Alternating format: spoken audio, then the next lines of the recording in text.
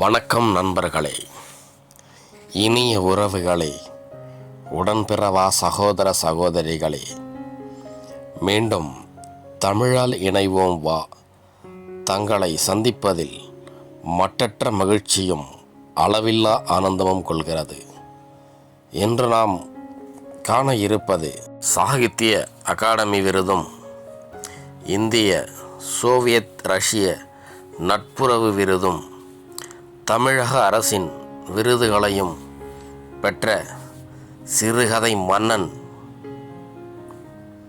எழுத்துலக இமயம், இலக்கிய ராட்சசன் ஜெயகாந்தன் அவர்களின் சிந்தனை துளிகளைத்தான்.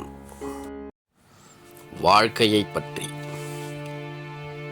வாழ்க்கைக்கு நிறைவை தேடுவதாக பேசுவதெல்லாம் பொய். வாழ்க்கை நிறைவாகத்தான் இருக்கிறது. ஆனால் நமக்கோ மேலும் மேலும் குறைகள் வேண்டும். மனிதர்களை பற்றி. மனிதர்களில் சிலர்தான் வாழ்கிறார்கள், பலர் பிழைக்கிறார்கள். வாழ்பவர்களுக்கு இதயமில்லை, பிழைப்பவர்களுக்கு அறிவில்லை.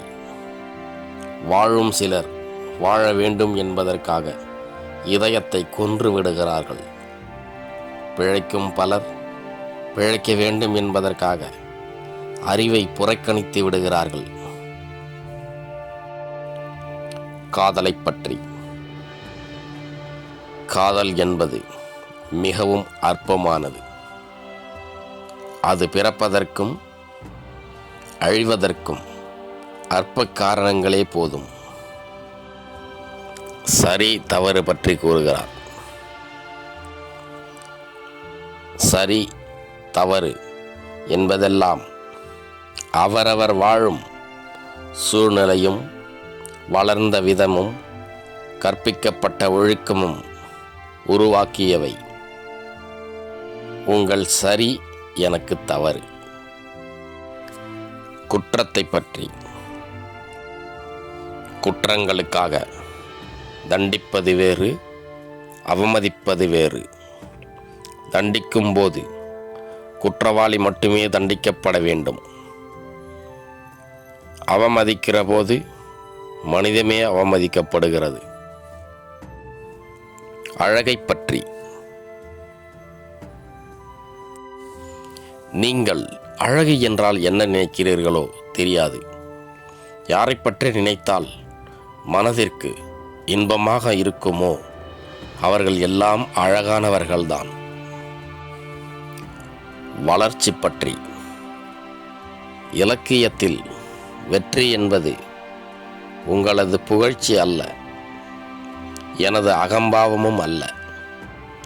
உங்களை வெல்வது ஒரு வெற்றியே அல்ல.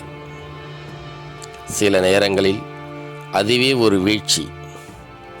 இலக்கியத்தில் வெற்றி என்பது காலத்தை வெல்வது, உங்களை கடந்து செல்வது. நீங்களே உங்களை கடந்து செல்வதற்கு உதவி செய்வது. அதுவே இலக்கியத்தின் வெற்றி. அதற்கு இன்னொரு பெயர் வளர்ச்சி. பணத்தை பற்றி. வாழ்க்கை சொர்க்கமாக ஆகிறதுக்கு பணம் மட்டும் காரணமில்லைதான். ஆனால் நரகமாக வாழ்க்கை ஆகிறதுக்கு பணம் இல்லைங்கிற ஒரே காரணம் போதும். சுயமரியாதையை பற்றி.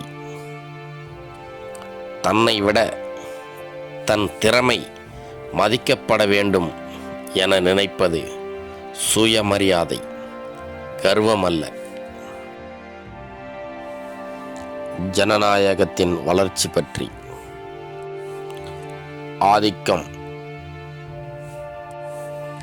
ஆதிக்கம் தான் எதிரியே தவிர யாருடைய ஆதிக்கம் என்பது பொருட்டல்ல. ஆதிக்கத்தை எதிர்ப்பதின் மூலம்தான் ஜனநாயகத்தன்மை வளரும். வாசகனை பற்றி. என் வாசகனுக்கு பிடித்த விதமாக எல்லாம் எழுத முடியாது. நான் எழுதுவதை விரும்புகிறவனே எனது வாசகன். மன்னிப்பை பற்றி அவர்களுக்கு என்ன தெரியும்? மன்னிக்கப்பட்டவர்களே மன்னிக்கிறார்கள் என்பது. மீண்டும் ஜெயகாந்தன் அவர்களை பற்றிய